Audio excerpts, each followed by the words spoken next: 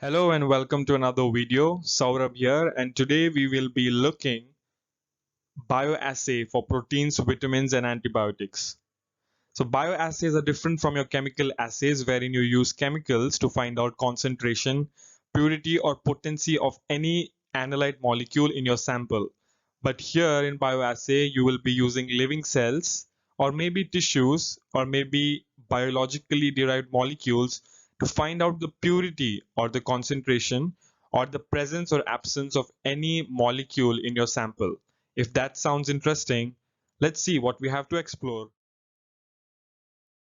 To give you a brief introduction of bioassay, bioassay are any analytical method wherein you use living cells or tissues or biologically derived molecules like receptors, enzymes or antibodies to determine the concentration, potency, purity or the strength of a substance.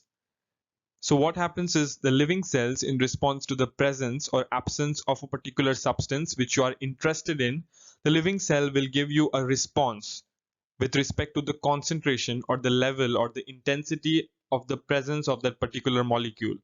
So your assay can be qualitative or quantitative. You can say that your particular analyte molecule is present or absent, and you can also measure the concentration and potency of that particular substance. Your method can be direct or indirect. It may be coupled to a chemical reaction so that you can get a particular response which you can measure. For example, the intensity of stimulus can be varied depending upon the doses, and depending upon the presence of your molecule of interest, the cell may give you a particular response, which you can measure it. Here on your screen are different techniques and methods which you can use for measurement of responses in different bioassays. You can measure through turbidometry, which means taking absorbance at different times and measuring the microbial growth. Or you can also measure the change in the mass of the fungal growth in a bioreactor through gravimetry. Or you can also measure the change or the increase in the cell count through hemocytometer. Or you can also measure the pH change with respect to the growth in lactic acid bacteria. You can also measure the diameter of the diffusion zone as seen in antibiotic susceptibility test. This zone is a death zone wherein the microbes do not grow. Or you can also measure radioactive signals or fluorescent signals which you get through coupled reaction as seen in ELISA or radioimmunoassay. A very popular test for proteins is the bioassay enzyme-linked immunosorbent assay, which means ELISA. It will help you detect there is the presence or absence of a particular antigen in biological samples, which may be your blood, serum, or any biologically derived samples. So your antigen or antibody is immobilized on a solid surface, which means it is fixed on a solid surface, and depending upon the presence and the amount of your antigen or antibody present in your sample, you will get an antigen antibody complex which may be conjugated to a particular enzyme or fluorophore which you can detect. The basic requirement for this test is a multi-well plate wherein you can analyze 96 or 384 samples at the same time. Your results may be qualitative or quantitative. That is, you can detect the concentration as well as the presence or absence of any particular substance. For this, you will require an absorbance measuring device which works on the Beer-Lambert's law. The way in which your antigen is captured, the ELISA can be categorized into three different techniques: direct ELISA, indirect ELISA, and sandwich ELISA. In direct ELISA, your antigen is captured by a single antibody which is conjugated to an enzyme for detection. In indirect ELISA, your antigen is captured by an antibody which is again captured by a secondary antibody which is conjugated to an enzyme for its detection. In sandwich ELISA, the antibody is immobilized on a matrix, and this antibody will capture your antigen. The antigen is again captured by another antibody, which can be a primary antibody, or this primary antibody can have another secondary antibody, which will help in its detection. Radioimmunoassay is another assay for proteins. It works on the same principle of antigen and antibody complexing. Here, the protein antigens are radio-labeled with iodine 125. Especially the tyrosine residues in the protein antigen are labeled with iodine 125. The surface is immobilized with the antibodies and is allowed to saturate with the radio-labeled protein antigen. The radio-labeled antigens, which are also called as hot antigen, will give you a specific amount of radiation, which is measured in counts per minute. After this is done, you can flood your antigen and antibody complex with a cold antigen which is not radio labeled. The cold antigen will compete with your hot antigen for the binding site and will cause a decrease in the radiation, which is again measured in counts per minute. This step is followed for different concentration of cold antigen, which will give you a different decrease in the radiation, which is measured in counts per minute. Once you have different data points for the decrease in radiation for different amounts of cold antigen, you may add your sample to get a certain decrease in the radiation. This corresponding decrease in radiation from a standard curve can help you find the concentration of the antigen in your sample. Biomolecular fluorescent complementation is a bioassay used to validate protein-protein interactions within a cell in vivo. If two proteins are suspected to interact with one another inside a cell, they would come in close proximity of each other to do so. The two such test proteins are conjugated to fragments of fluorescent molecules. As shown in the diagram, A and B are fragments of fluorescent molecule attached to two different test proteins. The expected interaction of these proteins would allow the reporter protein to reform in its native three-dimensional structure and would allow the fragments A and B of the fluorescent molecule to come together and fluoresce. This fluorescent signal can be detected with the help of an inverted fluorescence microscope. Bimolecular fluorescence complementation has a wide variety of applications.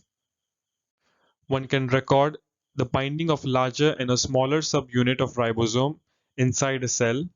Also, visualization of multiple protein complexes that takes place while signal transduction is also possible. Study of proteins binding to RNA is also possible.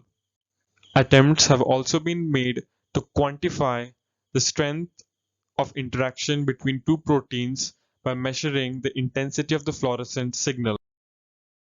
Kirby-Bauer Disk Diffusion method is one of the popular bioassay for measuring the susceptibility of bacteria to antibiotics. In this bioassay, a Petri plate is poured with agar and allowed to settle and solidify.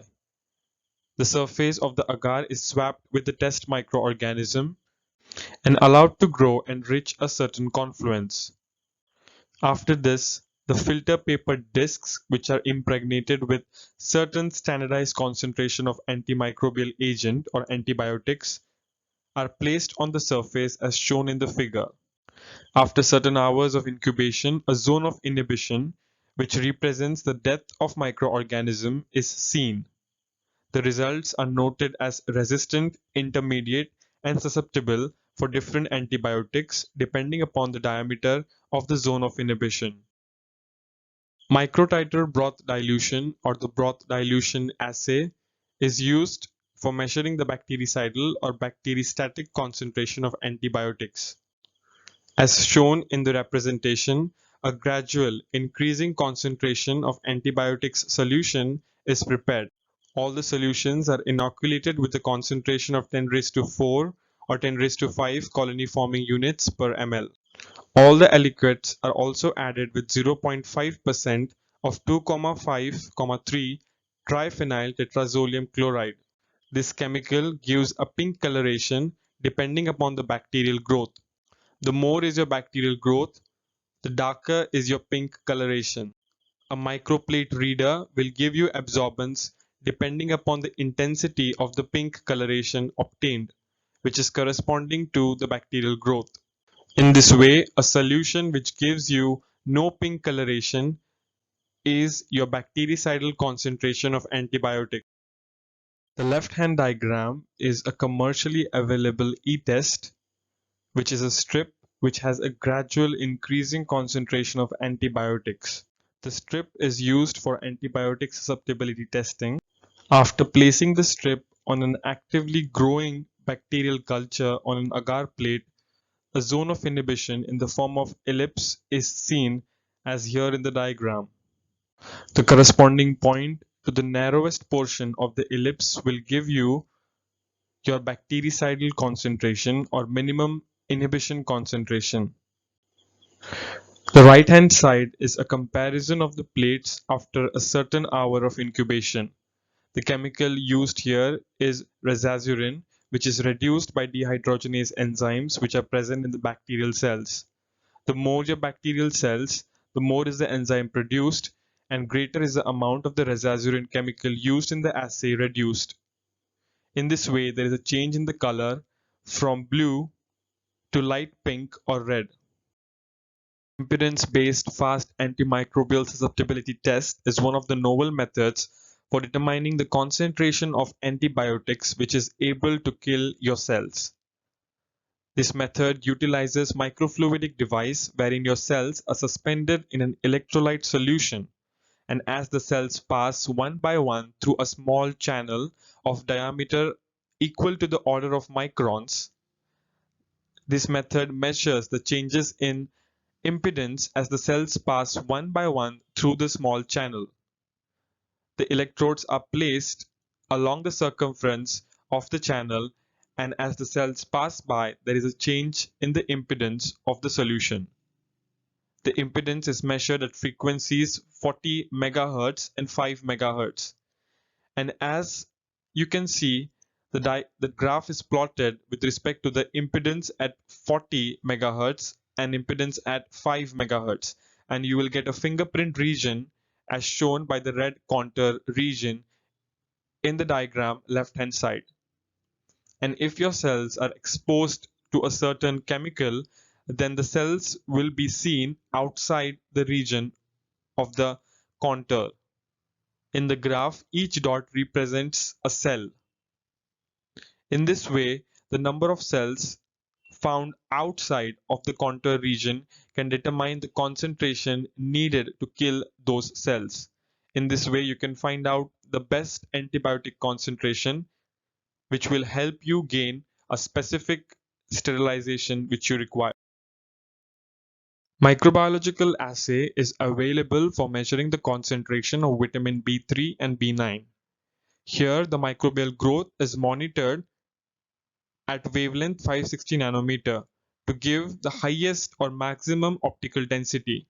In this way, the highest or maximum optical density is measured in presence of different concentration of vitamins. Lactobacillus plantarum and Lactobacillus rhamnosus are two different bacteria used in this assay. Once you have the different data points, that is the optical density at 560 nanometer in presence of different concentration of vitamins, you can plot your standard curve. And now you can monitor the growth of bacteria in presence of your sample and find out the corresponding concentration by taking the optical density. Along the left hand side is the standard curve of optical density versus different concentration of vitamins.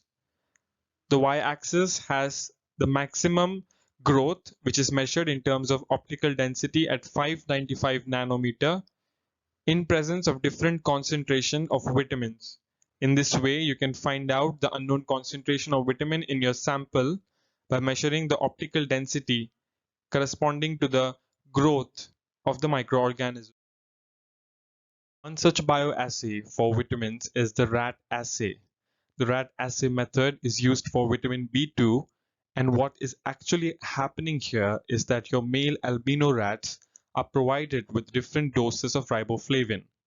As you can see, the number of rats are divided into different groups of 9, and each group is provided with a dose of riboflavin corresponding to 3 grams per day, or 6 grams, or 9 grams, or 15 grams per day.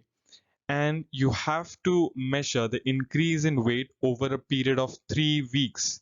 That is, each group of rats will have different dose of riboflavin per day, and you have to measure the increase in the weight or the increase in the gain in the weight for 3 weeks, and this is plotted in the diagram as shown in the right hand side. The growth increments due to vitamins are linear between 3 and 9 micrograms per day. From the standard curve, you can find out the micrograms of riboflavin fed to the rat by the increase in the gram weight per day in a rat. These methods are not used nowadays, but is also very useful in understanding its principle and the way it works. The prime objective of this video was to provide you with a brief of the bioassays and the use of cells and living tissues in analytical techniques. If you wish for more such content, please subscribe to the channel and also do visit the following links given as references for detailed information of each bioassay. Till then, see you in the next fun content video. The prime objective